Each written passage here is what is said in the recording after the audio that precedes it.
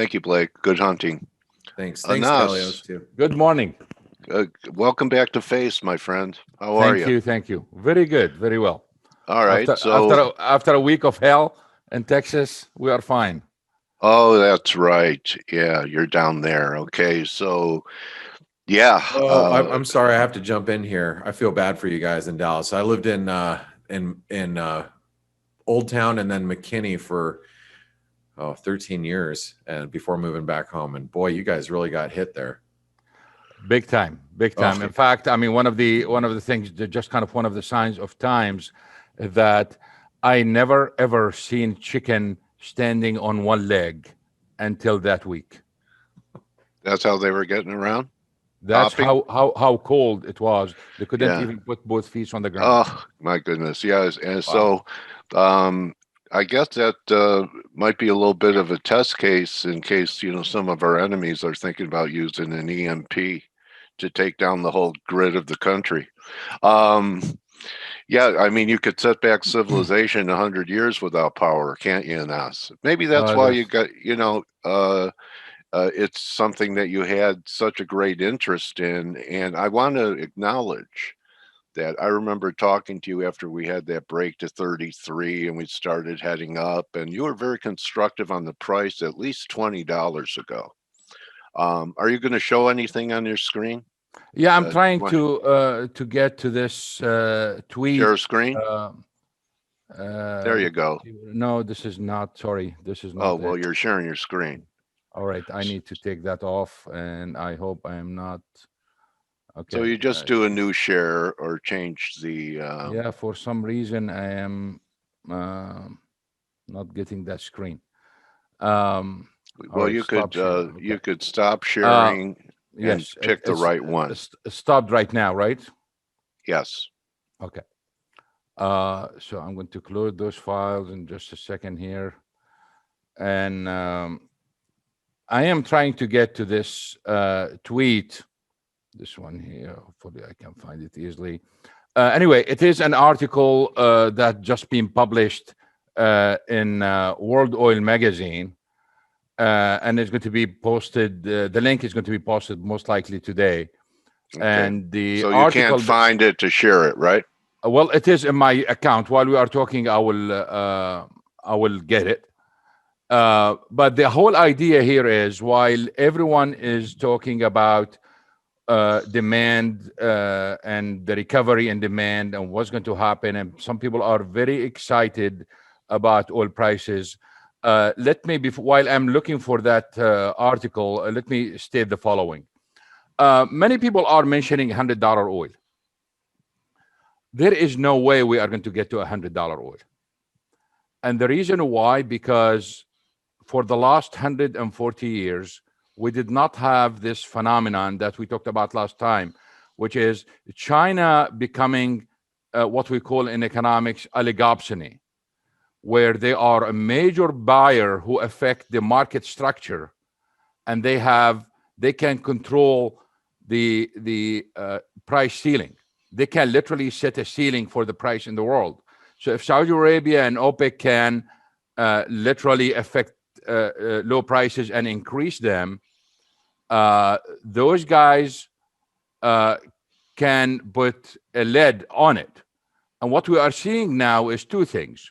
First of all, the second quarter demand, usually global demand, declines all the time.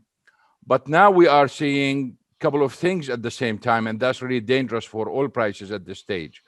First of all, OPEC is going to increase production, or OPEC plus. At the same time, China's oil demand is not growing like some people are expecting. Their imports are declining. The backwardation in prices does not encourage people to store oil. So it is very clear that demand is not going to be as strong, and it's very hard to see prices going up. But let's say that for some reason they reach 70 or 75 or even 80. China is going to use its strategic petroleum reserves to literally prevent this from happening. So they are going to use massive amount, probably 50, 100, 150 So million. they'll release reserves to cap it. Yes, yes, Okay, kind of like our SPR. correct. The only difference is in the case of the U.S. SPR, we have regulations that prevent the U.S. president from releasing the SPR to manipulate prices. Well, they don't have those conditions. And therefore, they can literally do whatever they want and make things really difficult for OPEC. I'm trying to share that slide right now. Okay, all right, then let me stop sharing.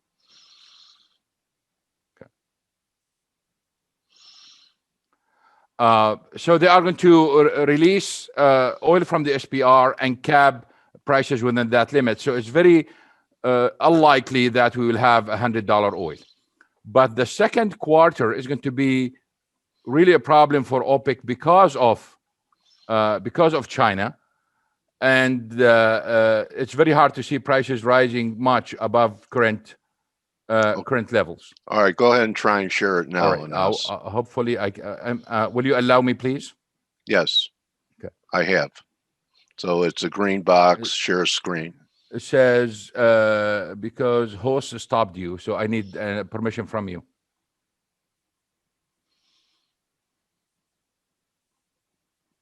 All right.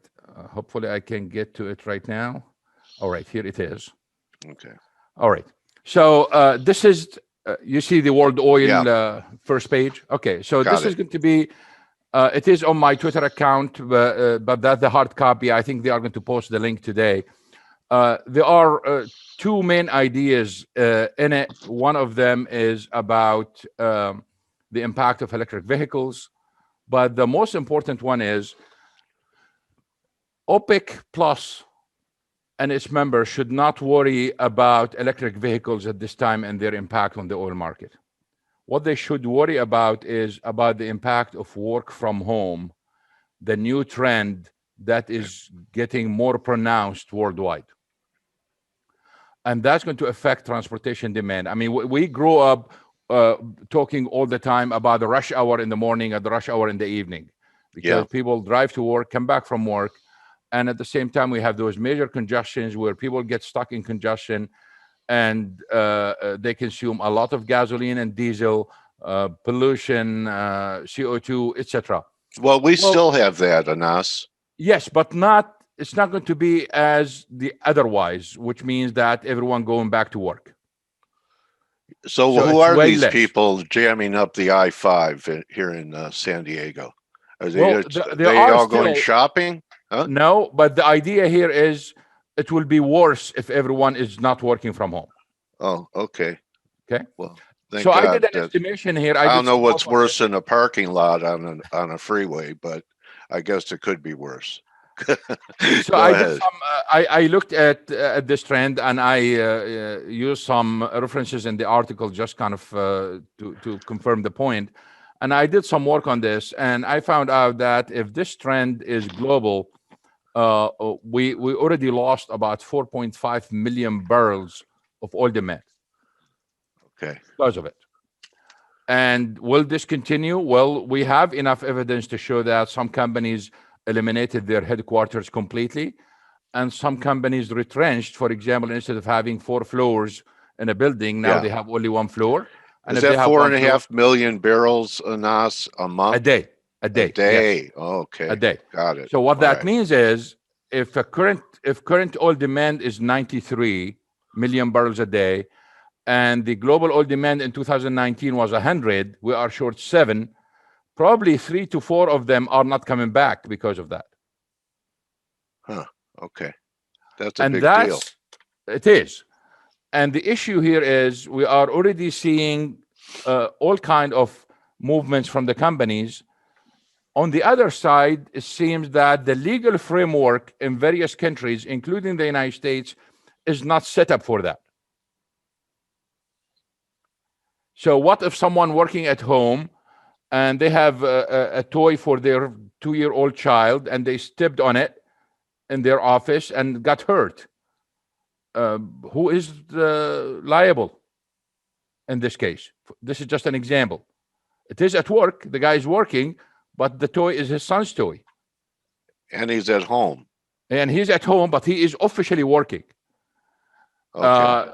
You would think it would be, okay, so, rational sense would say it's the father's responsibility, but knowing the way laws are so convoluted that he could actually sue the company and make them liable because he was working for them? We don't know. See, I'm just raising those issues. For example, I mean, if someone sitting in front of his computer had a heart attack and dies. Yeah. Okay. If he's at the company, we know. I've planned my retirement that way. So if this person, go ahead, buddy. if this person dies at work, basically, it has different legal consequences from dying at home. Yeah. So in a sense, we do have those legal issues. We don't know how they are going to work out, and we do have all the issues related to technologies, etc. So there are some counter arguments, but the trend is very clear that more people are working from home than ever. And it is very clear legally that contractors have no problem working from home, while full-time employees, probably there will be some legal issues in this case. So this is going to lower oil demand. And this demand that is killed forever. We cannot retrieve that demand. The other trend we are seeing is some companies the bigger companies, thinking about creating those resort communities. So instead of just like the resorts around the world, but it will be owned by the company and people will be living inside those resorts. So it will be nice living, but there is no cars and they have to walk to work. And if they need to go out, they have to go outside the resort to drive a car. So in this case, the companies can claim to be green, etc. So in a sense, we are seeing this development in the transportation sector that is faster than and has a larger impact than electric vehicles. What a great insight that a lot of people aren't really bringing Correct. up. So You're right. Everyone's talking EV as being the bearish factor and the stay at home. What they say, Anas, it takes, I don't know, like 4 to 6 weeks for something to become a habit. And this has been over a year. Yes. So it's more than a habit now. It's ingrained, isn't it? A lot of people won't want to go back to an office. Not only that, if you look at the benefits, again, some of those are mentioned in this short article. If you, in some areas, I mean, you are in an area right now where some people commute is 1 hour and a half in the morning and 1 hour and a half in the evening. Yeah. You are talking about 3 hours, 3 hours gained, either in terms of work or social happiness or whatever you want to call it. Just from that. I like my commute, one bedroom to another, and which bathrobe should I wear today? Well, this is almost like mine. I know. So we've been doing this a long time. It's the rest of the world that's starting to see the advantages of being able to do Correct. I'm not going to name, but I will give you an example. There is this government where I do training every year, and the cost of getting me there is in tens of thousands of dollars in terms of the hotel and the transportation and business class ticket and all that stuff. And now they saved all of that. Right. You just do it over Zoom now, huh? Absolutely. They saved all of that. So in a sense, there are many benefits to the companies from it. And this is an immediate impact on oil demand. And therefore, I use the term oil demand trap.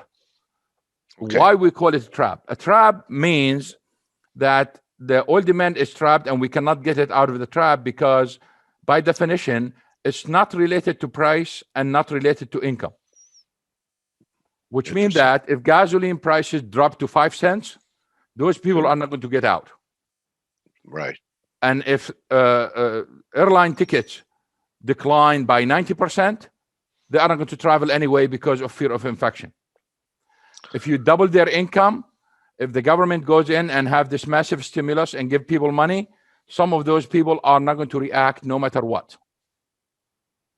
What a great point. You know, you always surprise me every time you come in with what your narrative is going to be when you come in. Because, you know, I had some questions that are completely unrelated to what your major thesis is about oil demand. So mine are more about supply.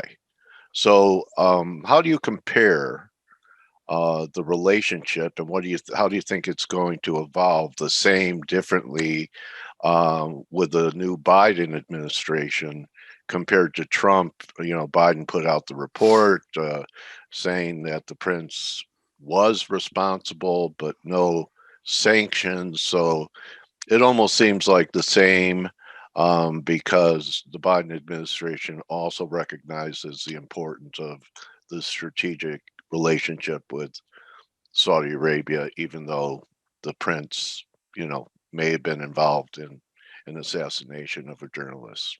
What do you think is going to happen there? Because it is Saudi Arabia that, you know, kind of reinforced the dollar being the reserve currency by, you know, only accepting oil payments in dollars. Do you think that might change? No, okay. Let's state out a couple of things, and I don't want to delve into politics because that's a Okay.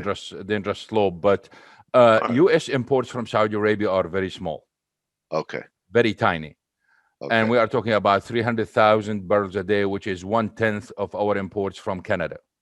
Okay.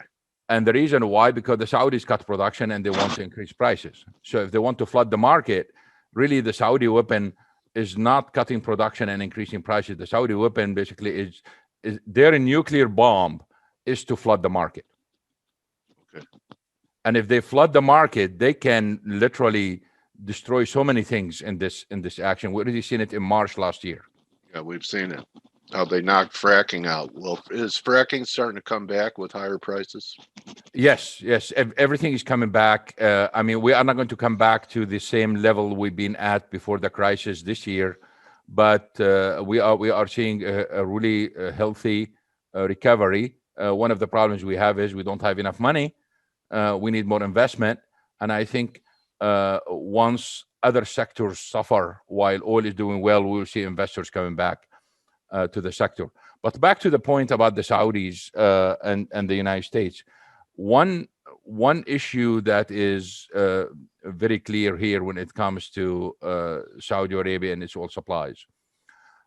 Those guys been in this business doing this for over 45 years, and they went through several political crises with the United States, including the period when we had the embargo in 1973, in October 1973. They had their own problems with the Clinton administration. They had their own problems with the Obama administration, and that relationship survived all those all those issues. We had September 11th attack, as you recall, Yeah. with Saudis involved in it, and then the relationship survived. Yes.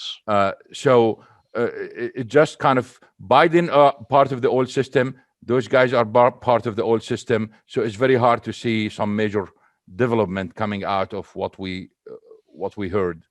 Okay. How about the Biden administration wanting to go back to the deal With Iran? Yeah, and Yes. retaliating and taking out some targets in Syria at the same time?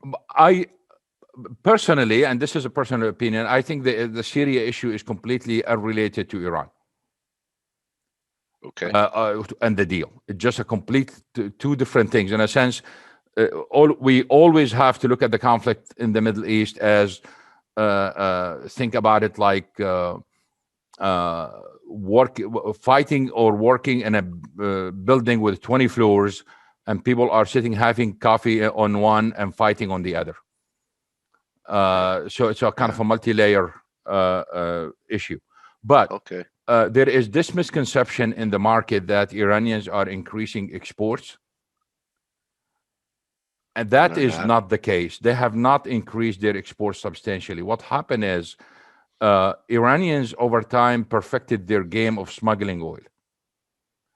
And all what we saw since the loss of Trump in the election, that they knew that Biden is not going to enforce the Trump sanctions. So they just made those tankers visible. So Okay. making those tankers visible made some people think this is additional oil. It's not. It's been in the market for a long time.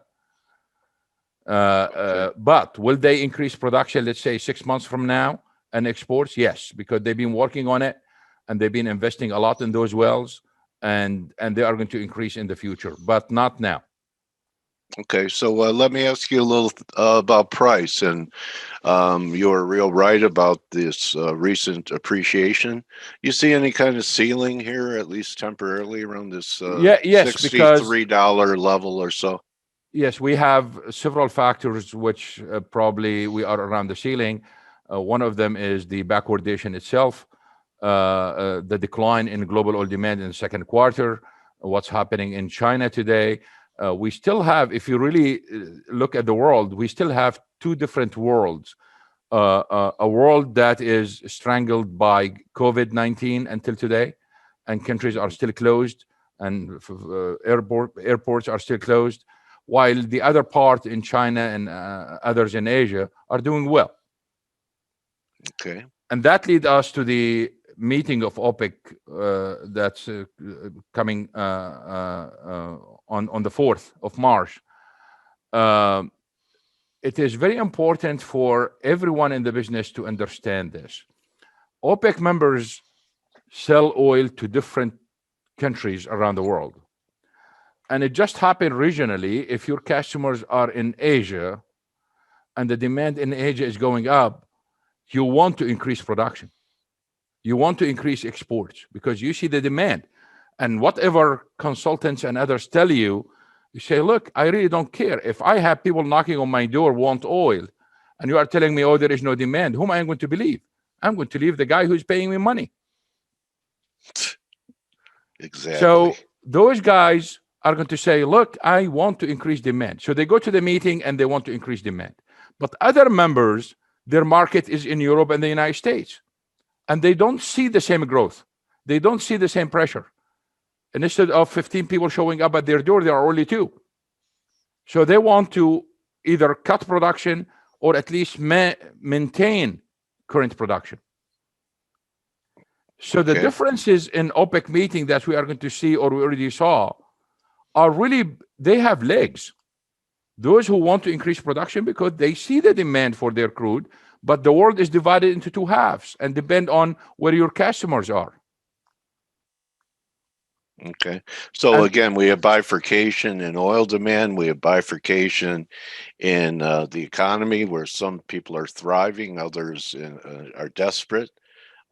Bifurcation, in certain equity markets where you have outperformers. Well, everything's an outperformer there now.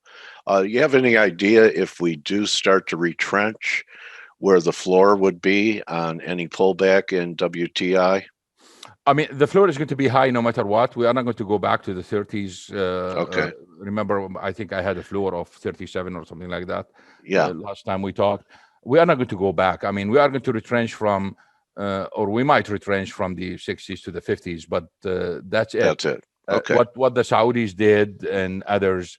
And by the way, there is some talk about, it's been going on for several months now. People are talking about this Saudi Emirati dispute about oil policy, and the Emiratis want to crush the market and leave OPEC and all that stuff. And we've seen some writings and we've seen some people talking about it, etc. We already know this did not happen. And we are going to see more of it in the next few days. And I can say this without any reservation, that some of the articles that been published were promoted by a public relation firm and they were paid. Okay. All right. So take it with a grain of salt. And your Twitter says keynote speaker, which we all understand. Also says woodworker. What was your last project? Well, my last project was trying to make a wall of certain design around the staircase, which I never finished. Because there was one type of exotic wood that I used. It turns out that I am very allergic to. Oh, God, how ironic. And wood prices, I mean, lumber prices have gone through the roof, probably becoming more of an expensive habit unless you just go to a junkyard for wood. Just buying Well, wood. Wood has gone up more than oil. I used to have, when I was in Ohio, one of my friends who's a professor of biology, I used to complain about the costly habit. And he always looked at me, he said, it's cheaper than heroin.